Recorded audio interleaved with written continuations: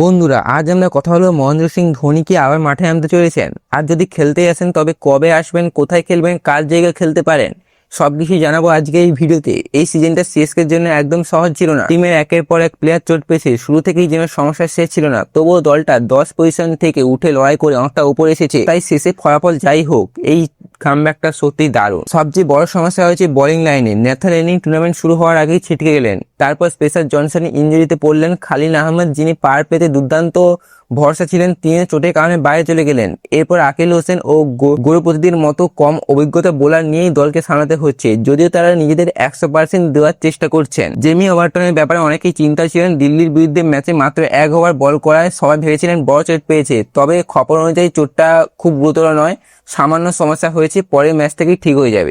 CSK batting এর সমস্যা কম নয়। আয়ুষ মাত্রের মতো প্লেয়ার পাওয়ার প্লে দুর্দান্ত শুরু দিতেন, তিনি এখন দলে নেই। তাই এই পরিস্থিতিতে যদি সিএসকে ম্যাচ জিতে তাহলে সেটা সত্যি ম্যাজিকের মতো হবে। এবার আসি মহেন্দ্র সিং ধোনির কথায়। সবাই জানতে চেয়েছেন তিনি কবে ফিরবেন। আসলে ধোনি এখনো পুরোপুরি ফিট নয়, বিশেষ করে দৌড়তে 2 রান নেওয়ার জন্য ব্যাপারটা ধোনির জন্য চ্যালেঞ্জ হয়ে দাঁড়ায়।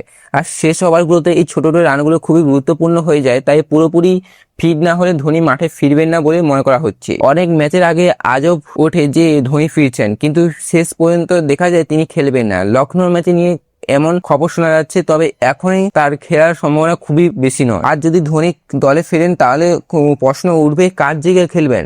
কার্তিক শর্মা, জেমি ওভারটন, আকিল হোসেন সবাই মোটামুটি ভালো পারফর্ম করছে, তাই কাউকে সরানো সহজ নয়।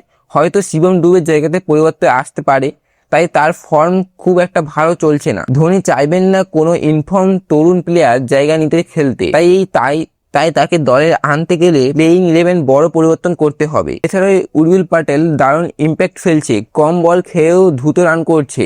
তাই অনেকের মতে ঋতুরাজ গায়কোকে 3 নম্বরে নামিয়ে উর্মিল পটেলকে ওপেনিং এ পাঠানো যেতে পারে। পাওয়ার প্লে বড় শট খেলার ক্ষমতা ওর আছে। সবচেয়ে মনে করা হচ্ছে লখনৌর বিরুদ্ধে ধোনি না দেখা গেলেও পরের ম্যাচগুলোতে তার ফেরার সম্ভাবনা বাড়ছে। বিশেষ করে চেপকের শেষ ম্যাচে ফ্যানরা তাকে মাঠে দেখতে চায়। ধোনিও হয়তো নিজের ভক্তদের হতাশ করতে চাইবেন না। তো বন্ধুরা, তোমাদের কি মনে হয় ধোনি কি ফিরবেন? আর ফিরলে কার জায়গায় খেলবেন? কমেন্টে অবশ্যই জানাও।